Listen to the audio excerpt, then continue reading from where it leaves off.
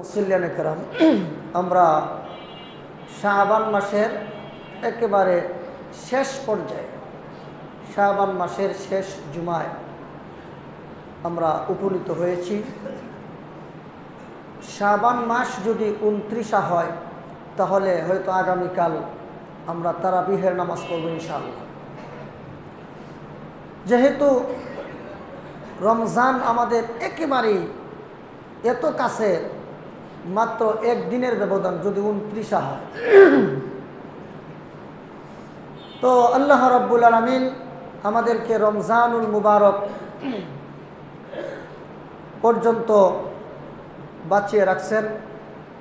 গত বৎসর আমাদের সাথে রমজান মাসে অনেকেই রোজা রেখেছিল, তারাবিহের নামাজ পড়েছিল, কিন্তু আজকে অনেকেই দুনিয়াতে নাই। তো আমরাও যে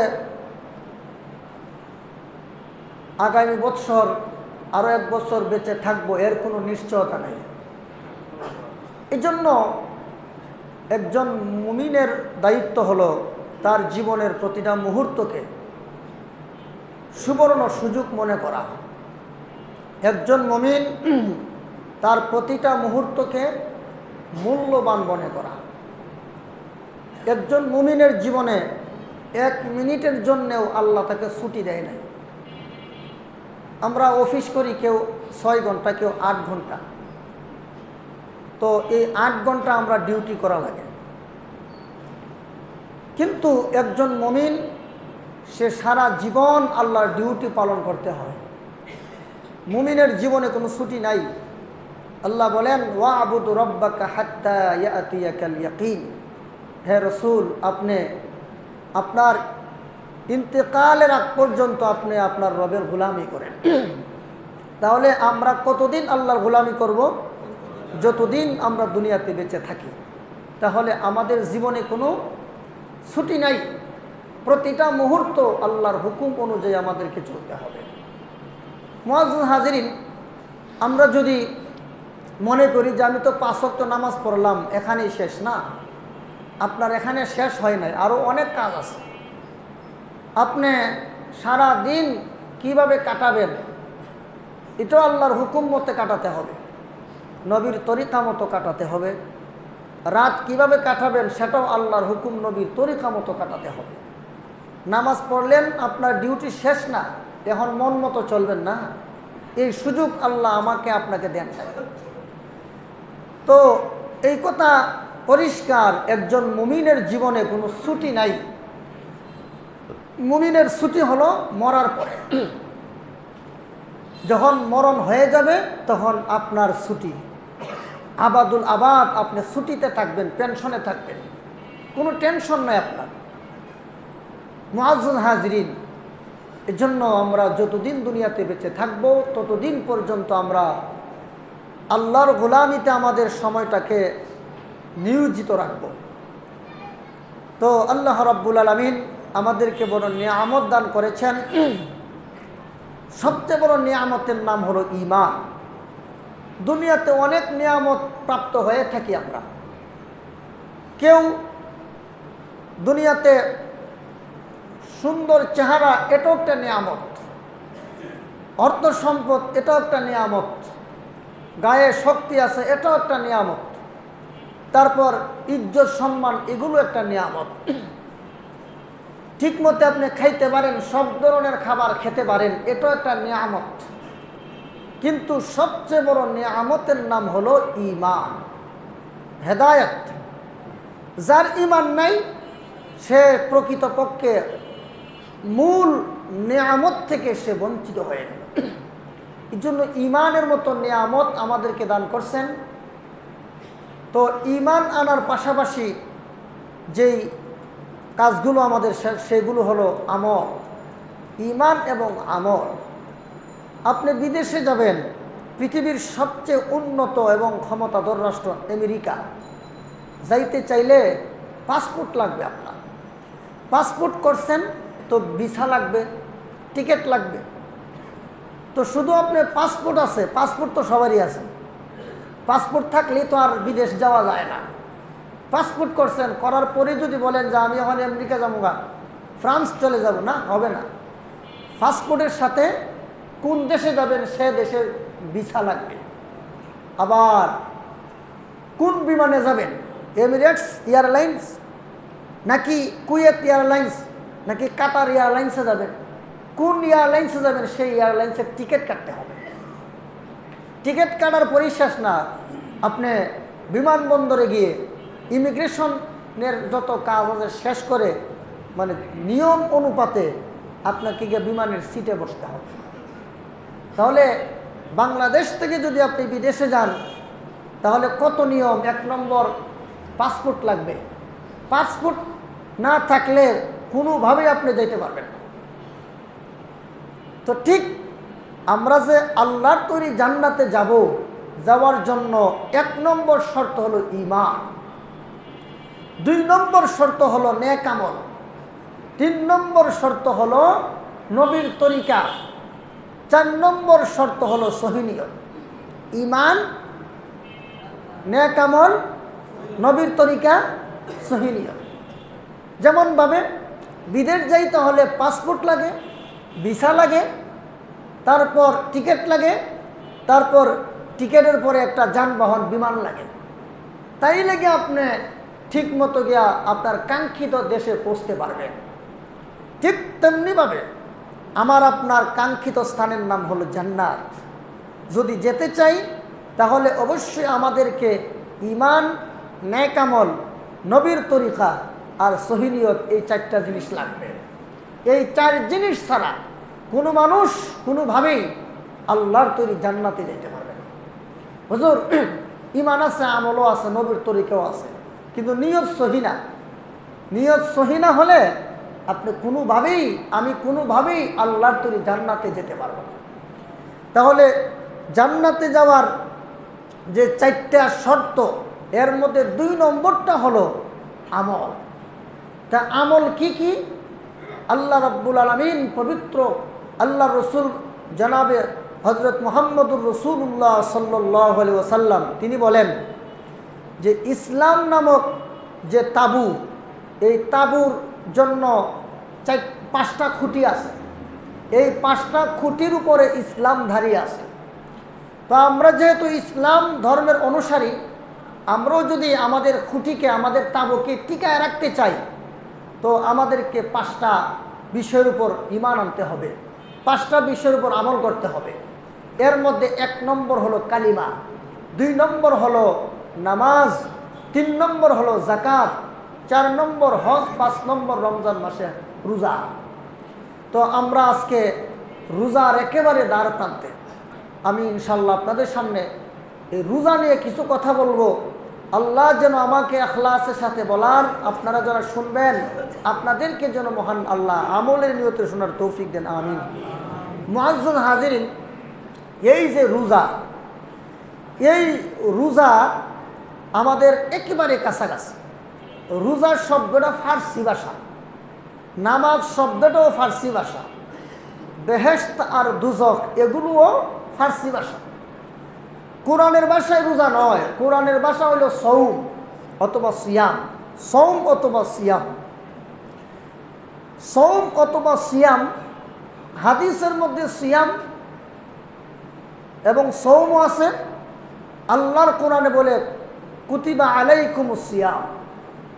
তো সিয়াম মানে রোজা, কিন্তু এই সিয়াম শব্দের আবিধানিক এবং পারিভাষিক অর্থ আমরা আজকে মনোযোগ দিয়ে শুনবো ইনশাল্লাহ। সিয়াম শব্দটা, সিয়াম এবং সৌম দুটোটা শব্দের অর্থ এক, দুটোই মাসদার। আর সিয়াম শব্দের আবিধানিক অর্থ হলো আল ইমসাক। আবু দাউদ শরীফ 316 নম্বর পৃষ্ঠায় উল্লেখ আছে, আসিয়ামু আই আল ইমসাক।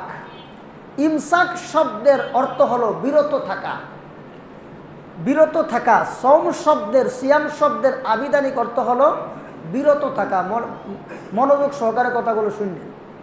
যদি কোনো ইসলাম বিদ্বেষী বলে এই তুমি যে রোজা রাখছো, রোজার আরবিতে কি কয়, তখন যদি জবাবটা দিতে না পারেন শরম পাবেননি। রোজার শব্দের আরবি শব্দ হলো সিয়াম। আর তার বাংলা আবিধানিক অর্থ হলো বিরত থাকা। তাহলে বিরত থাকবো কিসের থেকে? তা আবিধানিক অর্থ হলো বিরত থাকা, মানে সব ধরনের কর্মকাণ্ড থেকে বিরত থাকার নাম হলো আল ইমসাক আসিয়াম। কিন্তু শরীয়তের পরিভাষায় দুইটা অঙ্গকে তাদের উপভোগ থেকে বিরত রাখার নাম হলো রোজা। শরীয়তের পরিভাষায় সিয়াম বলা হয় কাকে? আল আসিয়ামু হুয়া তারকুল আকলি ওয়া শুরবি ওয়াল ওয়াতি মিনাস সুবহি ইলাল গুরুবি মা'আন নিয়্যাতি। শরীয়তের পরিভাষায় রোজা বলা হয় যে সুবহে সাদিক থেকে নিয়ে সূর্যাস্ত পর্যন্ত পানাহার এবং কামাচার, এই দুই ধরনের কর্মকাণ্ড থেকে বিরত থাকার নাম হলো রোজা। সুবহে সাদিক থেকে নিয়ে সূর্যাস্ত পর্যন্ত দুইটা অঙ্গকে দুই ধরনের উপভোগ থেকে বিরত রাখার নাম হলো রোজা। একটা অঙ্গের নাম হলো মুখ, আরেকটা অঙ্গের নাম হলো লজ্জাস্থান। লজ্জাস্থান এবং মুখ, এই দুইটা অঙ্গকে তাদের উপভোগ থেকে বিরত রাখার নাম হলো রোজা। কারণ দুনিয়াতে যা কিছু হচ্ছে এই দুইটা অঙ্গের কারণে হচ্ছে। জোরে বলেন ঠিক কিনা? আমরা আজকে রাজনীতির ময়দানে গিয়া অনেক রাজনীতি করে, যেভাবে হোক আমাকে ক্ষমতায় যেতে হবে। কারণটা কি? সাহাবায়ে কেরাম আল্লাহওয়ালারা সহজে কোনো দায়িত্ব নিতে চায় না, কিন্তু আমি একবারে আন্দোলন করে প্রয়োজনে মানুষকে মেরে জ্বালাও পোড়াও করে আমি ক্ষমতায় যেতে চাই। কারণটা কি?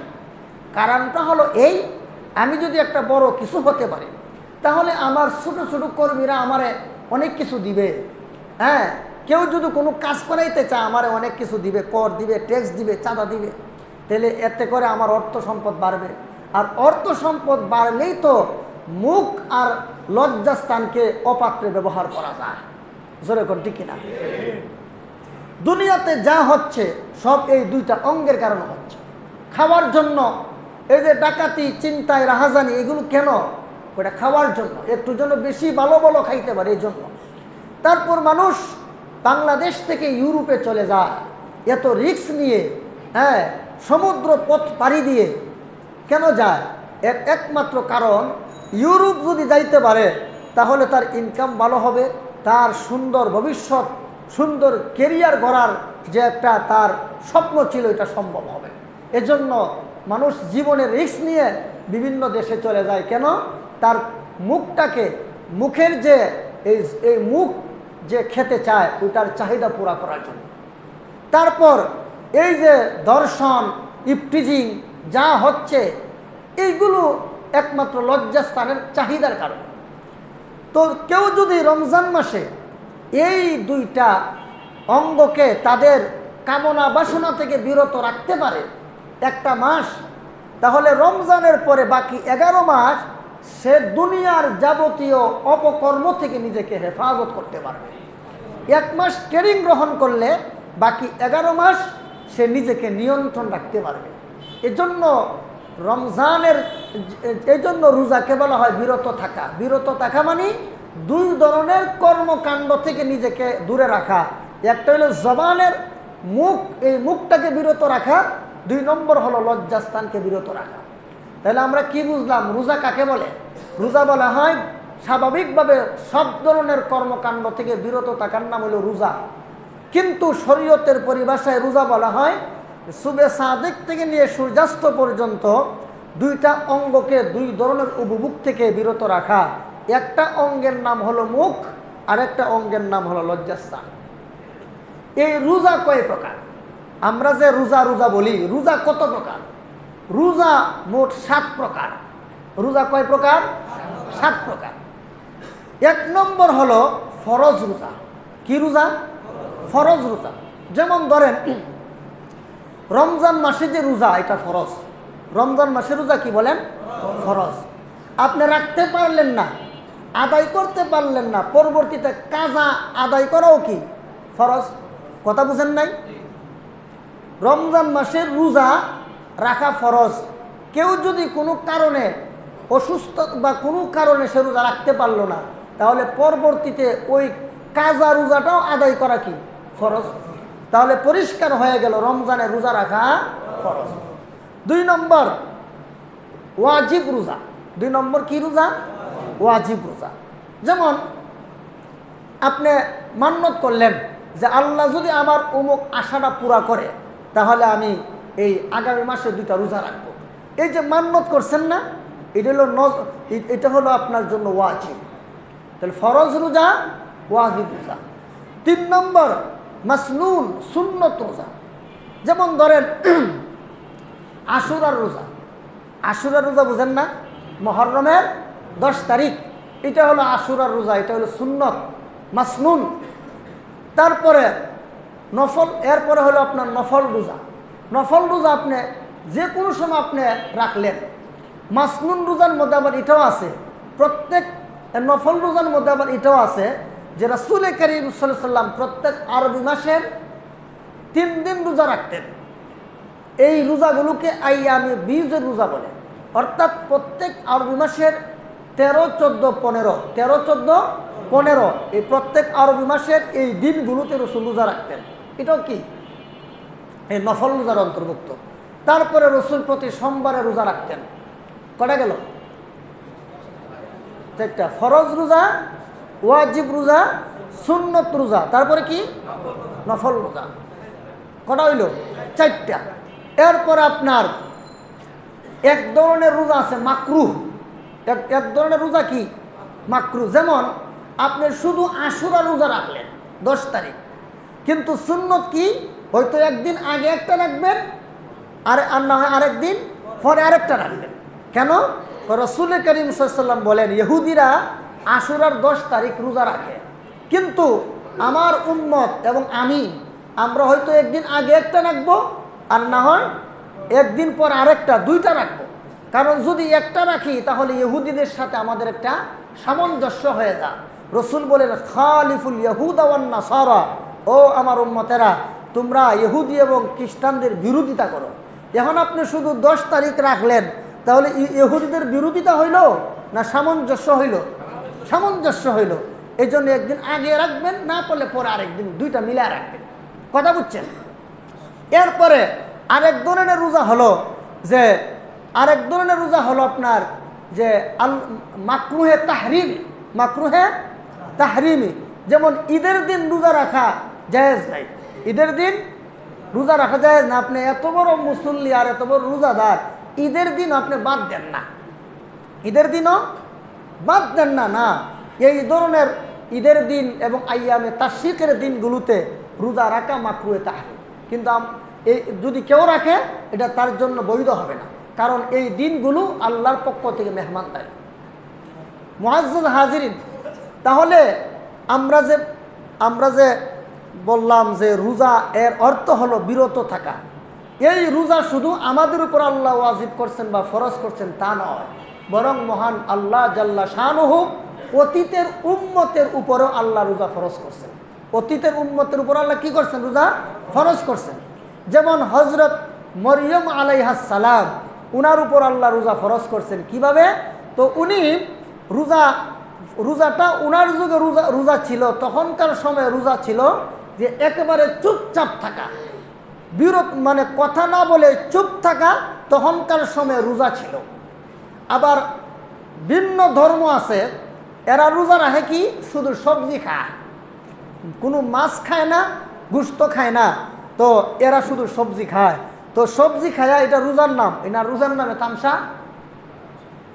রোজার নামে তামসা। রোজা তো বিরত থাকার নাম। এরা শুধু সবজি খায়, 7 দিন রোজা রাখে অন্য ধর্মের লোকেরা। তো সবজি খাইলেও তো বিরত থাকা হইল না, খাওয়া হইল। কি বলেন? মাছ মাংস খাইল না ঠিক, ও মাছ মাংস থেকে বিরত রয়েছে, এই জন্য নাকি রোজা না। রোজা বলা হয় বিরত থাকার, সব ধরনের কর্মকাণ্ড থেকে বিরত থাকার নাম হলো রোজা। হযরত মরিয়ম আলাইহাস সালাম তিনি রোজা রাখলেন কিভাবে? হযরত মরিয়ম আলাইহিস সালাতু ওয়াস সালাম তিনি যখন ওনার ছেলে হযরত ঈসা আলাইহিস সালামকে জন্ম দিলেন, তখন তার কওমের লোকেরা গিয়া বলে, কি গো মরিয়ম, তোমার বাবা না অনেক ভালো মানুষ ছিল, হ্যাঁ তুমি না অনেক ভালো ফ্যামিলির সন্তান, তো তোমার বিয়ে শাদী হয় নাই, বাচ্চা হইল কোত্থেকে? বাচ্চা হলো কোত্থেকে? এইভাবে হযরত মরিয়ম আলাইহিস সালাতু ওয়াস সালামকে বিভিন্নভাবে তার কওমের লোকেরা বিভিন্নভাবে উনাকে মানে কষ্ট দিতে লাগলো এবং বেজ্জতি। আরে জারজ সন্তান জন্ম দিল, ইহুদিরা কইতে লাগলো যে জারজ সন্তান, আর খ্রিস্টানেরা এরা বলতে লাগলো যে যেহেতু মরিয়মের যে ছেলে হলো ঈসা, যেহেতু তার কোনো দুনিয়াতে কোনো বাবা নাই, তাহলে অবশ্যই এই ঈসা এর বাবা হলো আল্লাহ, আর মরিয়ম হলো আল্লাহর স্ত্রী, আর ঈসা হলো আল্লাহর ছেলে। তাহলে দেখেন মরিয়ম আলাইহিস সালাতু ওয়াস সালাম আল্লাহর পক্ষ থেকে জিবরিলের মাধ্যমে একটা ফু দিলেন। এই ফুয়ের কারণে আল্লাহু আকবার, মরিয়ম আলাইহিস সালাতু ওয়াস সালাম উনার গর্বে হযরত ঈসা আলাইহিস সালাতু ওয়াস সালাম চলে আসলেন। ওই যে বাপ সারা চলে আসলো, এই জন্য খ্রিস্টানরা বলে হযরত ঈসা আলাইহিস সালামের বাবা হলো স্বয়ং আল্লাহ। আর ইহুদিরা বলতে লাগলো সর্বনাশ, এই যে মরিয়ম তার স্বামী নাই, বাচ্চা জন্ম দিল কোত্থেকে? তাইলে তো হযরত ঈসা জারজ সন্তান, মাআযাল্লাহ। তাহলে এরা দুই ধরনের লোক দুই ধরনের কথা বলতে লাগলো। এক দলে কয় যে মরিয়ম আলাইহিস সালাতু ওয়াস সালাম উনি অবৈধভাবে বাচ্চা জন্ম দিছে, সুতরাং ঈসা নবী জারজ সন্তান। আরেক দলে কয় না, হযরত মরিয়ম স্বয়ং আল্লাহ উনাকে স্ত্রী বানায়া আল্লাহ ছেলে জন্ম দিছে ঈসাকে, মাআযাল্লাহ। তখন হযরত মরিয়ম আলাইহিস সালাতু ওয়াস সালাম উনার উম্মতেরা যখন, উনার কওমের লোকেরা যখন বিভিন্নভাবে গালমন্দ করতে লাগলো, তখন আল্লাহ রাব্বুল আলামিন হযরত মরিয়ম আলাইহিস সালাতু ওয়াস সালামকে বললেন, হে মরিয়ম তুমি তোমার উম্মতকে বলো। হযরত মরিয়ম আলাইহিস সালাতু ওয়াস সালাম বললেন, ফাকুলি ইন্নী নাযারতু লিররহমানি সাওমান ফালান উকাল্লিমাল ইয়াওমা ইনসিয়া।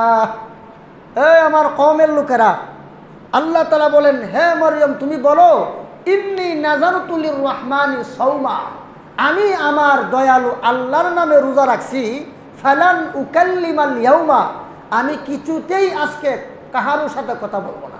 কারণ বিরত থাকা, কথা বলা থেকে বিরত থাকা ছিল রোজা তখনকার সময়ে। এই জন্য আল্লাহ বলেন, হে মরিয়ম তুমি বলো যে ইন্নী নাযারতু লিররহমানি সাওমা, আমি দয়ালু আল্লাহর নামে রোজা রাখলাম। তো এখন মরিয়ম আলাইহিস সালাম উনার কওমের লোকেরা বলে, তাহলে তোমার বাচ্চা হইল কোত্থেকে? তাড়াতাড়ি বিভিন্নভাবে বিভিন্ন প্রেশার যখন প্রয়োগ করতে লাগলো, তখন হযরত মরিয়ম আলাইহিস সালাতু ওয়াস সালাম দেখেন কি বলে, ফাআশারাত ইলাইহি ক্বালু কাইফা নুকাল্লিমু মান কানা ফিল মাহদি সাবিয়্যা। হযরত মরিয়ম আলাইহিস সালাম বলেন, আমার সাথে চেঁচামেচি না কইরা ওই বাচ্চার সাথে কথা বলো, ওই বাচ্চাই কইয়া দিব ওই বাচ্চা কোত্থেকে আসছে। সুবহানাল্লাহ বেতন না, আমার সাথে চিল্লাচিল্লি করুন, আমি রোজাদার।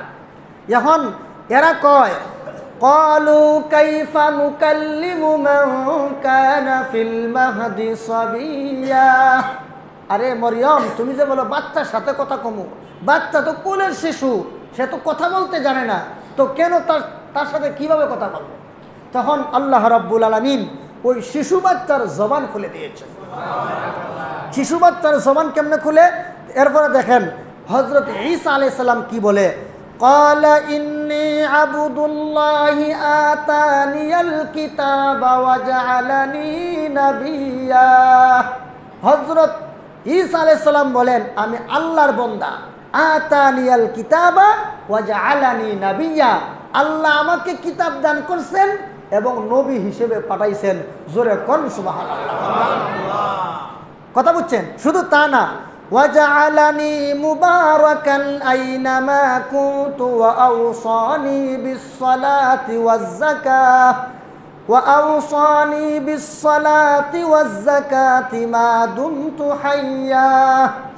আল্লাহ তাআলা আমাকে বরকতময় করছেন, আমি যেখানে থাকি না কেন আল্লাহ আমাকে বরকতময় করেছেন।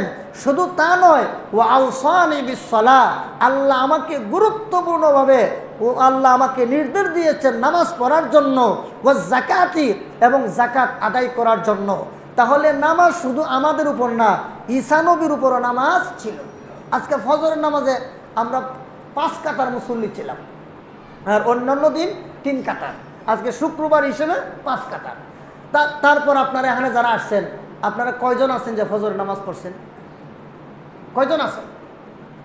তাহলে এই যে নামাজ, এই নামাজটা শুধুমাত্র আমাদের উপর ফরজ নয়, আগেকার উম্মতের উপরও এবং আগেকার সমস্ত নবীদের উপরও নামাজ ফরজ ছিল। মুআজ্জিজ হাজিরিন, তো হযরত ঈসা আলাইহিস সালাতু ওয়াস সালাম তিনিও কুলের শিশু থাকা অবস্থায় কথা বলছেন। শুধু তা না, হযরত ইউসুফ আলাইহিস সালাতু ওয়াস সালামকে যখন এই জুলাইখা ওনার ওপর যখন জিনার অপবাদ দিয়েছিল, তখনও কিন্তু একটা শিশু বাচ্চা কথা বলেছিল। জোরে কোন ঠিক কিনা? তাহলে দেখবেন আল্লাহ কুদরতিভাবে যারা আসলে আল্লাহর পথের পথিক, এদেরকে যে আল্লাহ কিভাবে রক্ষা করে আপনারা টেরও পাবেন না। এজন্য ভালো মানুষকে অপদস্থ করার জন্য, সমাজে দোষী সাব্যস্ত করার জন্য, সমাজে মানুষের কাছে কালার করার জন্য একদল অপবাদকারী শুধু এখন নয়, আগেও ছিল। জোরে কোন ঠিক কিনা? আগে, এখন আছে না, আগেও ছিল। অপবাদ রটায়, এদের কাজ হল অপবাদ রটায়। তুমি কেন অপবাদ রটাইবা? তোমার কি পরকাল নাই? তোমার কি কবর নাই? আল্লাহর কাছে জবাবদিহিতার আওতায় কি তুমি আসবে না? তাহলে তুমি কেন আরেকজনের নামে অপবাদ রটাও? অপবাদ রটানো কি জানো? আল্লাহ রসুল বলেন, আল গীবাতু আসাদ্দু মিনাজ জিনা। কেউ জিনা করলে যে অপরাধ হয়, দর্শন করলে যে অপরাধ হয়, এর চেয়ে মারাত্মক কঠিন অপরাধ হইল গীবত শেখায়াত করা। এই রোগে আমরা সবাই আক্রান্ত। কেউ যদি জিনা করে তখন তারে ঘৃণা করি না? কিন্তু আমার সামনে, আপনার সামনে আমি আপনি সারাদিন মানুষের গীবত করতেছি, কিন্তু আমরা কেউ এটা বলি না যে হে তো জিনার চেয়েও খারাপ কাজ করতেছে, এটা কেউ বলি না। অথচ রসুল বলেন এই গীবত জিনার চেয়েও মারাত্মক। মুআজ্জিজ হাজিরিন, আপনারা জানেন যে এই মসজিদে আমি আসার পরে মোটামুটি আমি আইসাই দেখলাম মসজিদের চতুর্পার্শ্বে প্লাস্টার ছিল না। আমার ভালো রকম মনে আছে, প্রথম আমি শবে বরাতে আপনাদের কাছ থেকে টাকা কালেকশন করলাম, দেখলাম যে এতদিন হলো মসজিদের বয়স, দেখলাম যে চতুর্পাশে কোনো প্লাস্টার নাই, রং নাই। আপনাদের কাছ থেকে টাকা পয়সা উঠাইয়া মসজিদের চতুর্পার্শ্বে প্লাস্টার করে রং করাইলাম না? এটা আমি আসার পরে করলাম। তারপরে এসে দেখলাম 4 তলার ফ্লোরের অবস্থা খুব খারাপ, 4 তলার ফ্লোরের কাজ করাইলাম আপনাদের সবার সহযোগিতায়। তারপরে 2 তলা 3 তলা 2 তলা 3 তলা 4 তলায় ওজুখানার কাজ করা হয়েছে না? ওজুখানা কি আগে ছিল? আপনারাই টাকা পয়সা দিচ্ছেন, টাকা পয়সা দিয়া 2 তলা 3 তলা 4 তলা এগুলোর কাজ আপনাদের অর্থায়নে, আপনাদের সহযোগিতায় এটা করা হলো। আসার পরে দেখলাম অনেক লোকে লজিং বন্ধ করে দিচ্ছে। লজিং, মাশাআল্লাহ, অনেক আমাদের মহব্বতের ভাইয়ার আছে। দেখা গেল যে আমি আসার পরে অনেক লজিং স্বেচ্ছায়, যে হুজুর আগে বন্ধ ছিল এখন লজিং চালু করলাম, শুধু আগের লজিং না বরং নতুন করে আরও 31টা লজিংয়ের ব্যবস্থা আপনারা করছেন। তারপরে আসার পরে এরপর আপনার এই যে সিঁড়ির নিচে আপনার এই জায়গাটা টালি করা হইল। তারপরে আপনার জেনারেটর কিনা হলো। বিভিন্ন সহায়তামূলক কাজে আপনারা অংশগ্রহণ করছেন। তো 3 তলা এবং 4 তলার ওজুখানা টাইলস করা ছিল, এবং 4 তলার হাফেজ সাহেবের যে রুম ওইটাও টাইলস করা। কিন্তু আমি 2 তলার মধ্যে থাকি, আমার রুমটা এত অবস্থা, এমন একটা অবস্থা যে নিচের থেকে ফ্লোর উঠে যায়। তারপরে এই যে এখানে এটা আসলে বসবাসের অনুপযোগী ছিল। বিভিন্ন জায়গা থেকে অনেক সম্মানী মানুষ আমাদের এখানে আসে, ইসলাহি মাহফিলের সুবাদে হোক, বিভিন্ন ধরনের মানুষ আমাদের এখানে আসে। আসার পর এখানে বসে, তারপর যে একটা খাট ছিল, ওই খাটটা কয়েকবার ভাঙ্গিয়া পড়ছে, কয়েকবার ভাঙ্গিয়া মানুষ ব্যথাও পাইছে, গুনে ধরা ছিল, একেবারে নিম্ন পর্যায়ের একটা খাট ছিল।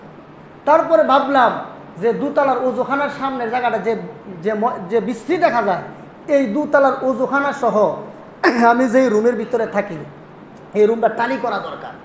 আপনাদের সহযোগিতায় ওজুখানা এবং ভিতরের রুম পর্যন্ত টালি করলাম। আমাদের এক ভাই, উনি 10 বস্তা সিমেন্ট দিয়েছেন, রুমের কাজ করার জন্য উনি আরও 50,000 টাকা দিয়েছেন আমাদের সভাপতি সাহেব। তারপর আপনাদের সহযোগিতায় প্রায় 1 লক্ষ টাকার উপরে টাকা পাইলাম। এটা কিন্তু মসজিদের কোনো ফান্ড থেকে নেওয়া হয় নাই, আমি জুমার দিন মিম্বর থেকে বসে আপনাদের কাছ থেকে কালেকশন করলাম। এমন না যে এই মসজিদের আগের ফান্ড থেকে এই টাকাগুলো নিয়ে কাজ করানো হচ্ছে। তো তারপরে এই কাজগুলো করার পরে পথে ঘাটে বিভিন্ন দোকানে সমালোচনা হয় যে হুজুরের রুমে এত টাকা খরচ করলো। আচ্ছা, একটা রুমে টালি লাগাইতে কত লাখ টাকা খরচ লাগে বলেন? এগুলো কেন বলছি? অত্যন্ত দুঃখের সাথে বলছি।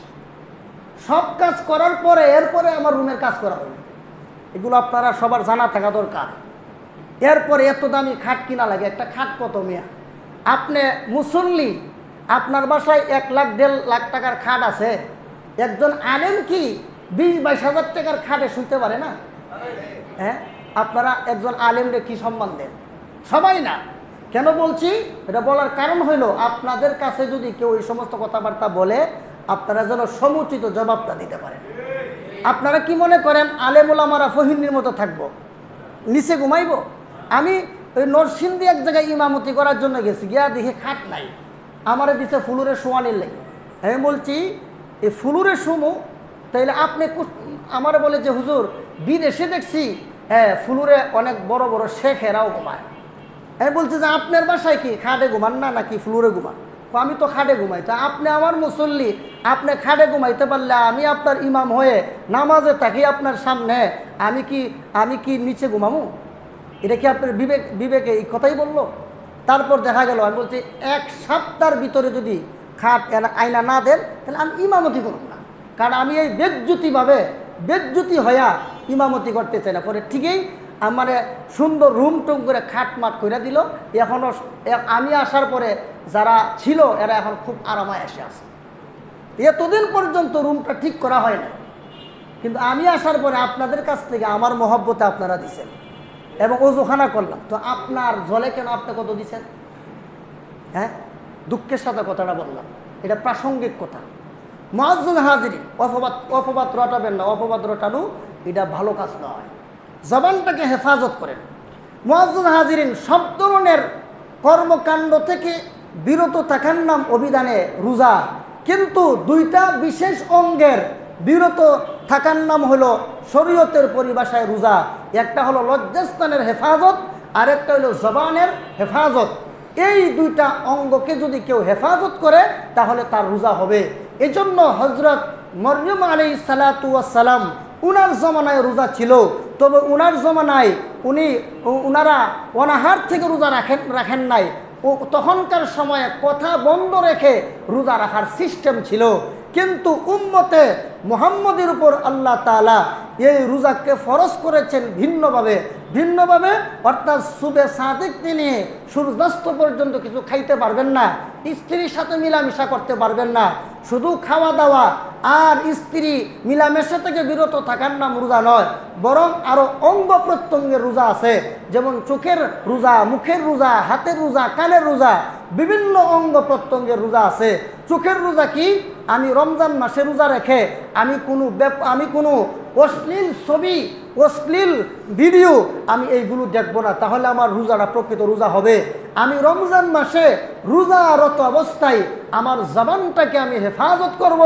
আমার জবানকে যদি হেফাজত না করি তাহলে শুধু আমার উপবাস থাকাই হবে, আমার প্রকৃত রোজা হবে না। জোরে কোন ঠিক কিনা?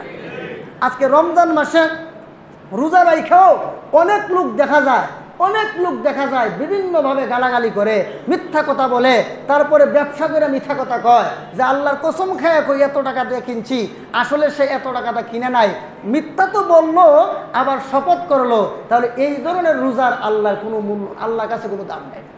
মুআজ্জিন হাজিরিন, আপনি রমজান মাসে রোজা রাখবেন তো খাওয়া দাওয়া থেকে বিরত থাকলেন, কিন্তু আপনার জবানটাকে অপাত্রে ব্যবহার করা থেকে রোজা রাখতে হবে। মুআজ্জিন হাজিরিন, আবু দাউদ শরীফের 661 নম্বর পৃষ্ঠায় কিতাবুল আদব অধ্যায়ের একটা হাদিস উল্লেখ আছে, 4800 নম্বর হাদিস। এটা আমি ওই দিন মাগরিবের নামাজের সময় বলছি। আল্লাহ রসুল বলেন, আনা জাইমুন বিবাইতিন ফি রাবাজিল জান্নাহ লিমান তারাকাল মিরাআ ওয়া ইন কানা মুহিক্কান। আল্লাহ রসুল বলেন, আমি ওই ব্যক্তির জন্য জান্নাতের কিনারায় একটি ঘরের জিম্মাদারি নিলাম, যে ব্যক্তি ন্যায়ের উপর থাকার সত্ত্বেও, যে ব্যক্তি ঝগড়া ফাসাদ ছেড়ে দেয়, কারোর সাথে ঝগড়া করে না, ঝগড়া যারা করবে না, ন্যায়ের উপর থাকা সত্ত্বেও রসুল বলেন তার জন্য আমি আল্লাহ রসুল জান্নাতের কিনারায় একটি ঘরের জিম্মাদারি নিলাম। ওয়াবিবাইতিন ফি ওয়াসাতিল জান্নাহ লিমান তারাকাল কাযিবা ওয়া ইন কানা মাযিহান। রাসূল বলেন, ওই ব্যক্তির জন্য জান্নাতের মাঝখানে একটি ঘরের জিম্মাদারি নিলাম, যে ব্যক্তি ঠাট্টা চলেও মিথ্যা কথা পরিহার করলো, তার জন্য জান্নাতের মাঝখানে একটি ঘরের জিম্মাদারি নিলাম। ওয়াবিবাইতিন ফি আ'লাল জান্নাতি লিমান হাসানা খুলুকাহু। আর ওই ব্যক্তির জন্য জান্নাতের একেবারে সর্বোচ্চ স্থানে একটি ঘরের জিম্মাদারি নিলাম, যেই লোকটা তার চরিত্রটাকে সুন্দর রাখে, চরিত্রটা কলুষিত করে না, চরিত্রটাকে ভালো রাখে, এমন ব্যক্তির জন্য জান্নাতের সর্বোচ্চ স্থানে একটি ঘরের জিম্মাদারি নিলাম। তাহলে আল্লাহ তাআলা তাদের জন্য জান্নাতের কিনারায় ঘরের জিম্মাদারি নিছেন যারা ঝগড়া করবে না, জান্নাতের একেবারে মাঝখানে ঘরের জিম্মাদারি নিছেন যারা মিথ্যা কথা বলে না। তাহলে ঝগড়া করা আর মিথ্যা দুটোটাই জবানের সাথে সম্পৃক্ত। এই যে ঝগড়া ফাসাদ, মিথ্যা কথা বলা, এইগুলোকে যদি হেফাজত না করেন তাহলে এই রোজার দ্বারা কোনো কাজ হবে না। মুআজ্জিজ হাজিরিন, আল্লাহর ভয়ে, জাহান্নামের ভয়ে 40 বছর পর্যন্ত কোনো কথাই বলে নাই, কোরআনুল কারীমের আয়াত দিয়ে কথা বলেছে, এমন ঘটনাও পৃথিবীতে আসে। একদিন 2 দিন না, 40 বছর পর্যন্ত জবানটাকে বন্ধ রেখেছে। শুধু কোনো কিছু বলার প্রয়োজন হলে কোরআনের আয়াত দিয়া ইশারা ইঙ্গিতে বুঝায় দিছেন, এরপরও কোনো কথা বলে নাই। কেন? যদি কোনো একটা অবান্তর কথা জবান থেকে বের হয়ে যায়, তাহলে যদি এই অবান্তর কথা বলার কারণে জাহান্নামী হয়ে যায়, তাহলে তো তার জীবন শেষ। এই ভয়ে, এই আতঙ্কে 40 বছর শুধু কোরআনের আয়াত দিয়ে কথা বলছে, এমন ঘটনা দুনিয়াতে আছে। ভাইয়ার আমার, হযরত ইমামে আজম আবু হানিফা রাহমাতুল্লাহি আলাইহি, ওনার একজন ছাত্র হযরত আব্দুল্লাহ ইবনে মুবারক রাহমাতুল্লাহি আলাইহি, ওনার একজন ছাত্র ছিলেন আব্দুল্লাহ ইবনে মুবারক। আব্দুল্লাহ ইবনে মুবারক তিনি হলেন পৃথিবী বিখ্যাত একজন মুহাদ্দিস, হাদিস শাস্ত্রের উজ্জ্বল নক্ষত্র হযরত আব্দুল্লাহ ইবনে মুবারক রাহমাতুল্লাহি আলাইহি। তিনি একবার হজে গেলেন। হজের কার্যাবলী সমাপ্ত করার পর তিনি যখন বাড়িতে ফিরে যাবেন, এমত অবস্থায় তাকায় দেখে মরুভূমির এক রাস্তায় একজন মহিলা মাথায় ঘুমটা দিয়ে বসে আছেন। হযরত আব্দুল্লাহ ইবনে মুবারক রাহমাতুল্লাহি আলাইহি এই মরুভূমির প্রান্তরে একজন মহিলাকে দেখে সালাম দিলেন আর বললেন, আসসালামু আলাইকুম ওয়া রাহমাতুল্লাহ, আমার পক্ষ থেকে সালাম গ্রহণ করুন। আব্দুল্লাহ ইবনে মুবারকের সালামের জবাবে ওই মহিলা স্বাভাবিকভাবে কোনো ওয়া আলাইকুমুস সালাম ওয়া রাহমাতুল্লাহ বললেন না, বরং আল্লাহর কোরআনুল কারীম থেকে সূরা ইয়াসিন থেকে একটি আয়াত পড়ে সালামের জবাব দিলেন আর বললেন, সালামু কাওলান মির রাব্বির রহিম। দয়ালু আল্লাহর পক্ষ থেকে সালাম গ্রহণ করেন। হযরত আব্দুল্লাহ ইবনে মুবারক বুঝে নিলেন এই মহিলা আমাকে সালামের জবাব দিয়েছেন। আব্দুল্লাহ ইবনে মুবারক বললেন, মাগো আপনি এখানে বসে আছেন কেন? তখন এই কথার জবাবে মহিলা বললেন, মাইয়ুদলিলিল্লাহু ফালা হাদিয়া লাহু। কোরআনের এই আয়াত পরে তিনি জানায় দিলেন, এর অর্থ হলো আল্লাহ যাকে পথহারা করেন তাকে দুনিয়ার কেউ নাই পথ দেখানোর মতো। এই আয়াতের দ্বারা বুঝাই দিলেন তিনি পথহারা একজন মহিলা। আব্দুল্লাহ ইবনে মুবারক রাহমাতুল্লাহি আলাইহি বললেন, মাগো আপনি কতদিন যাবত এখানে বসে আছেন? তখন মহিলা স্বাভাবিকভাবে কোনো কথা বললেন না। সূরা মরিয়মের 10 নম্বর আয়াত থেকে একটি অংশ তেলাওয়াত করে শোনালেন আর বললেন, সালায়ালিন সাওয়িয়া, পূর্ণ 3 রাত পর্যন্ত আমি এখানে বসে আছি। আব্দুল্লাহ ইবনে মুবারক বললেন, মাগো আপনি তাহলে যাবেন কোথায়, আপনার বাড়ি কোথায়? আমার বাড়ি অমুক দেশে। এইভাবে বললেন না, কোরআনুল কারীমের সূরা বনী ইসরাঈলের সর্বপ্রথম আয়াতে কারিমা তেলাওয়াত করে জানাই দিলেন আর বললেন, সুবহানাল্লাযী আসরা বিআবদিহি লাইলাম মিনাল মাসজিদিল হারামি ইলাল মাসজিদিল আকসা। এই আয়াতের মাধ্যমে তিনি জানাই দিলেন আর বুঝাতে চাইলেন, ও আব্দুল্লাহ ইবনে মুবারক, আমি এখন মসজিদে হারামের এরিয়ায় আছি। মসজিদে হারাম থেকে নিয়ে মসজিদে আকসা অর্থাৎ বাইতুল মুকাদ্দাস ফিলিস্তিন যাব। তাহলে তিনি এই আয়াতের মাধ্যমে জানাই দিলেন উনার বাড়ি হলো ফিলিস্তিন, উনি ফিলিস্তিন যেতে চায়। ভাইয়ারা আমার, তখন আব্দুল্লাহ ইবনে মুবারক রহমাতুল্লাহ আলাইহি বললেন, মাগো তাহলে বলেন আপনি এই 3 দিন যাবত এখানে বসে আছেন, আপনি খাওয়া দাওয়া করেন কিভাবে? তিনি জবাব দিলেন, ওয়াল্লাযী হুয়া ইউতঈমুনি ওয়া ইয়াসকিন। আল্লাহর কোরআনের আয়াত দ্বারা তিনি জবাব দিলেন আর বললেন, আল্লাহ আমাকে খাওয়ান, আমাকে পান করান। ভাইয়ারা আমার, তারপর আব্দুল্লাহ ইবনে মুবারক বললেন, মাগো আপনি যে এখানে 3 দিন যাবত বসে আছেন, আপনি ওযু করার পানি পান কিভাবে? জবাবে মহিলা সূরা মায়েদা থেকে একটি আয়াত তেলাওয়াত করে শোনালেন আর বললেন, ফাতায়াম্মামু সাঈদান তাইয়্যিবা। আল্লাহ রাব্বুল আলামিন বলেন, তোমরা যদি পানি না পাও তাহলে পবিত্র মাটি দ্বারা তায়াম্মুম করে নিও। এই আয়াত দ্বারা বুঝাই দিলেন, রে আব্দুল্লাহ ইবনে মুবারক, আমি যদিও পানি না পাই, আমি পবিত্র মাটি দ্বারা তায়াম্মুম করি। ভাইয়ারা আমার, আব্দুল্লাহ ইবনে মুবারক বললেন, মাগো তাহলে আপনি 3 দিন যাবত এখানে বসে আছেন, আমার কাছে কিছু খাবার আছে, আপনি দয়া করে মেহেরবানি করে আমার খাবারগুলো গ্রহণ করেন। তখন জবাবে মহিলা এই কথা বললেন না যে না খাবো না, বরং আয়াত দিয়ে বললেন, আল্লাহ বলেন, সুম্মা আতিম্মুস সিয়ামা ইলাল লাইল। আল্লাহ বলেন তোমরা রোজাকে রাত পর্যন্ত পূর্ণ করো। এই আয়াতের মাধ্যমে জানাই দিলেন যে আমি একজন রোজাদার মহিলা। ভাইয়েরা আমার, তখন আব্দুল্লাহ ইবনে মুবারক বললেন, মাগো এখন তো আপনি মুসাফির অবস্থায়, এখন তো রমজান মাস না, রমজান মাস হলে আপনি রোজা রাখতেন ঠিক আছে, কিন্তু এখন তো রমজান মাস না, তাহলে রোজা কেন রাখলেন? তখন মহিলা আবার বললেন, ওয়ামান তাতাওয়া খায়রান ফাইন্নাল্লাহা শাকিরুন আলিম। আব্দুল্লাহ ইবনে মুবারকের প্রশ্নের জবাবে মহিলা বললেন, যদিও রমজান মাস না, কিন্তু আল্লাহ রাব্বুল আলামিন বলেন, ওয়ামান তাতাওয়া খায়রান, কেউ যদি কোনো নফল কাজ করে, নফল নামাজ হোক অথবা নফল রোজা হোক, কেউ যদি নফল রোজা রাখে, ফাইন্নাল্লাহা শাকিরুন আলিম, মহান আল্লাহ রাব্বুল আলামিন এই নফল কাজের প্রতিদান দিবেন। তখন আব্দুল্লাহ ইবনে মুবারক বললেন, মাগো এখন তো এটা তো সফর অবস্থায় রোজা ভাঙ্গাও তো জায়েজ আছে, ইচ্ছা করলে সফর অবস্থায় রোজা ভাঙ্গাও জায়েজ আছে। মহিলা বললেন, না, ওয়া আন তাসুমু খায়রুল লাকুম ইন কুনতুম তা'লামুন। আল্লাহ রাব্বুল আলামিন বলেন, রোজা না ভেঙ্গে যদি রোজা রাখা হয় তাহলে এটা তোমাদের জন্য উত্তম।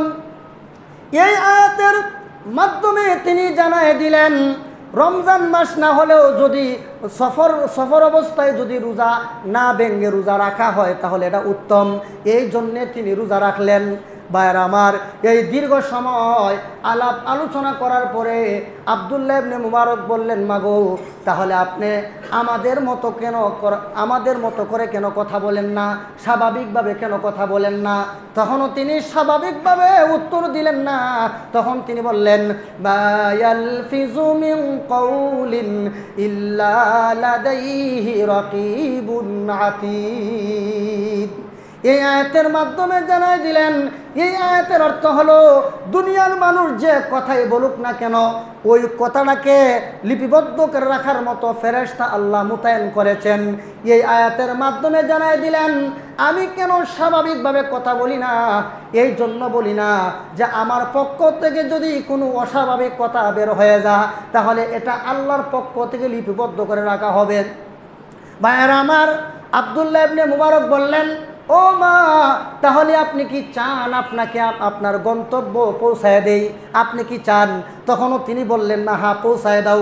তখন আয়াত পরে বললেন, ওয়া মা তাফআলু মিন খাইরি ইয়ালামুহুল্লাহ, তোমরা যে ভালো কাজই করো না কেন, সেই ভালো কাজের প্রতিফল আল্লাহ তোমাদেরকে দান করবেন।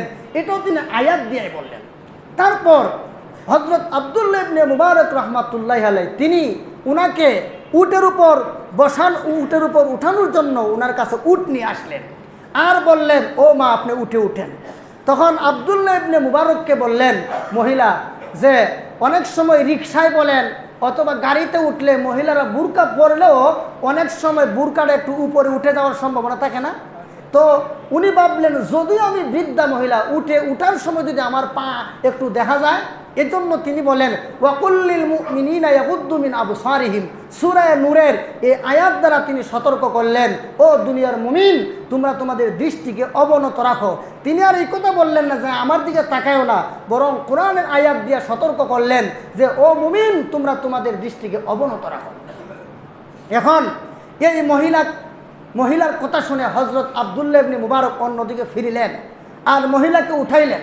উঠানোর পরে যখন উট দাঁড়ালো আর যখন উটকে যখন হযরত আব্দুল্লাহ ইবনে মুবারক নিয়ে হাঁকানো শুরু করলেন, তখন তিনি একটি দোয়া পড়লেন, তাও কোরআনের আয়াত দ্বারা, সুবহানাল্লাযী সাখখারা লানা হাযা ওয়া মা কুন্না লাহু মুকরিনিন, এই আয়াত পড়লেন। এটা হলো দোয়া।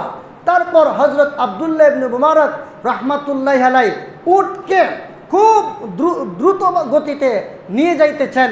তখন হযরত ওই মহিলা আব্দুল্লাহ ইবনে মুবারককে বললেন, ওয়াকসিদ ফি মাশইকা ওয়াগুদুদ মিন সাউতিক, এই আয়াত সূরা লুকমানের আয়াত দ্বারা তিনি সতর্ক করলেন যে তোমরা চলার পথে মধ্যম পন্থা অবলম্বন করো। তিনি আর বললেন না যে দ্রুত গতিতে উট হাঁকায়ও না, তিনি আয়াত পরে বললেন, ওয়াকসিদ ফি মাশইকা, তোমরা মধ্যম পন্থায় চলো। এই আয়াত পড়ার পরে তিনি উটকে মধ্যম গতিতে নিয়ে যাচ্ছিলেন।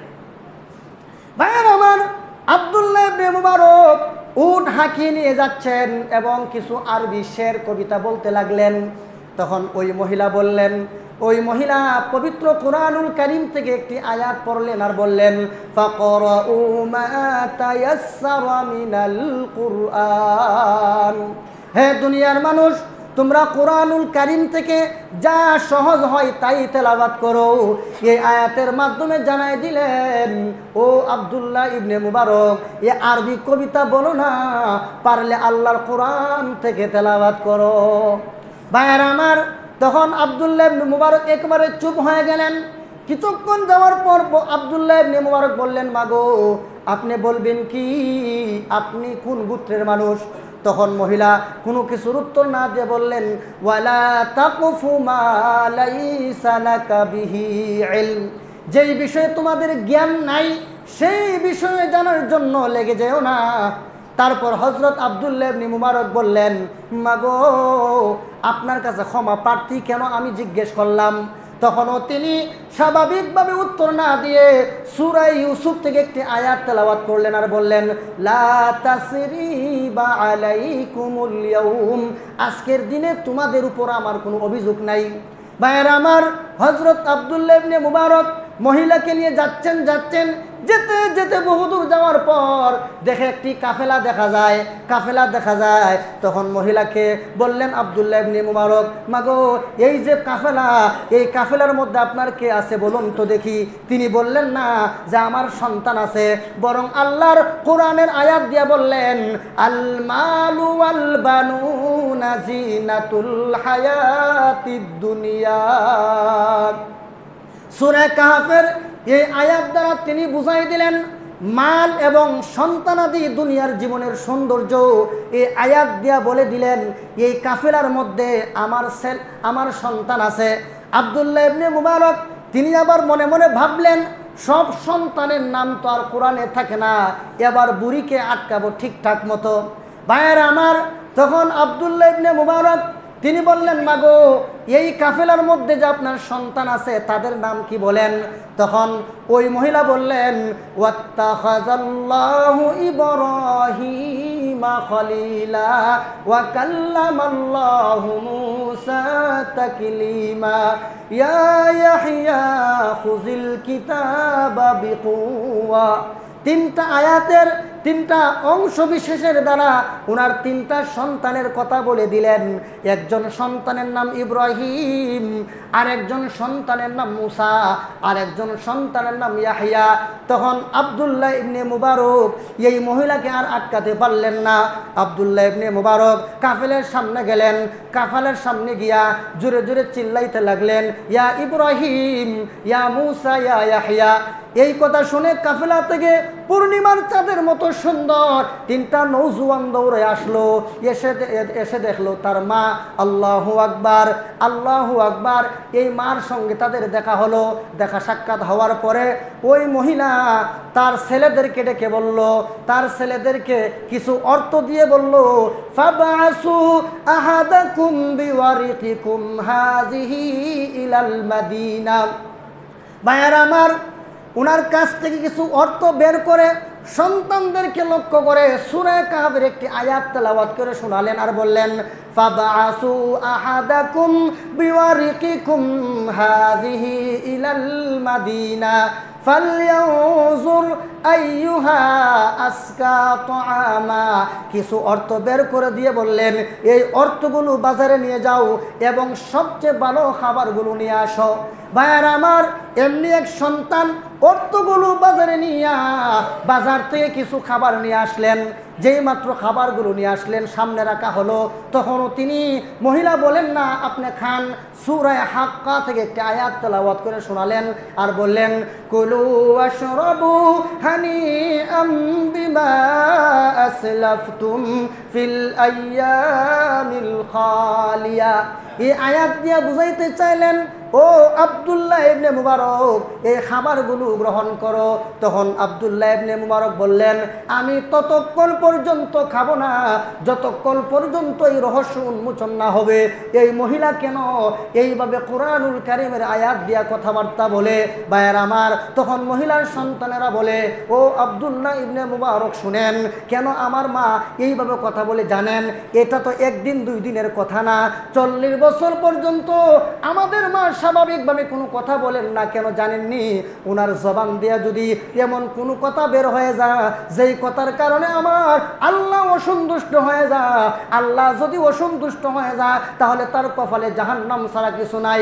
এই ডরে আর ভয়ে আমাদের মা আজ 40 বছর পর্যন্ত স্বাভাবিকভাবে কোনো কথা বলেন না। আল্লাহর কোরআনুল কারীমের আয়াত দিয়া তিনি কথা বলে। তাহলে কি বুঝলেন? এমন মহিলাও ছিল জাহান্নাম থেকে বাঁচার জন্য যে স্বাভাবিকভাবে কোনো কথা বলতেন না। এখন আমরা যে পথে ঘাটে যেখানে সেখানে ঘরে বাইরে অবান্তর কথাবার্তাগুলো বলতেছি, তাদের জন্য এই ঘটনার মধ্যে শিক্ষা আছে কিনা? আরো জোরে বলেন।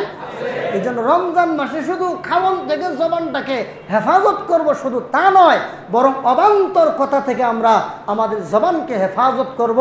যদি করতে পারি তাহলে ইনশাআল্লাহ আমাদের রোজাটা সার্থক হবে। জোরে কোন ঠিক কিনা? রমজান মাস খুব কাছাকাছি, আল্লাহ চাহে তো আগামীকালও হতে পারে। এই জন্য তারাবিহের নামাজ 20 রাকাত পড়বো। কয় রাকাত? কোথায় পড়বো? মসজিদে পড়বো, বাসা বাড়িতে না। তারাবির নামাজ 20 রাকাত পুরুষরা মসজিদে পড়বে, মা বোনরা বাসায় পড়বে। কোথায়? আরো জোরে বলেন। মা বোনরা বাসায় পড়বে, কোনো জামাত টামাত নাই। এই সমস্ত কিছু জায়গার মধ্যে জামাত হয়, জামাতের নামে অনেক সমস্যা। এই জন্য সাবধান করে দিচ্ছি আমাদের এলাকার মা বোন যারা আমার কথাগুলো শুনতেছেন, যত বড় বুজুর্গ হয়ে আপনারা যত বড় নসিহত করুক যে জামাত হবে না, জামাতে সব নাই আপনাদের জন্য। আপনাদের জন্য আল্লাহ ঘরের মধ্যে দ্বিগুণ সব রাখছে, আপনি বাহিরে যাবেন কেন? এজন্য মা বোনদেরকে আমি আবদার করবো, আপনারা কোথাও জামাতে পড়বেন না, একা একা ঘরের কোনায় পড়বেন। আর আমরা 20 রাকাত পড়বো, আমরা মসজিদে পড়বো, খতমে তারাবি পড়বো ইনশাআল্লাহ। আল্লাহ তাআলা যেন আমাদেরকে তৌফিক দান করেন, আমিন। সুবহানা রাব্বিকা রাব্বিল ইজ্জাতি আম্মা ইয়াসিফুন ওয়া সালামুন আলাল মুরসালিন ওয়ালহামদুলিল্লাহি রাব্বিল আলামিন।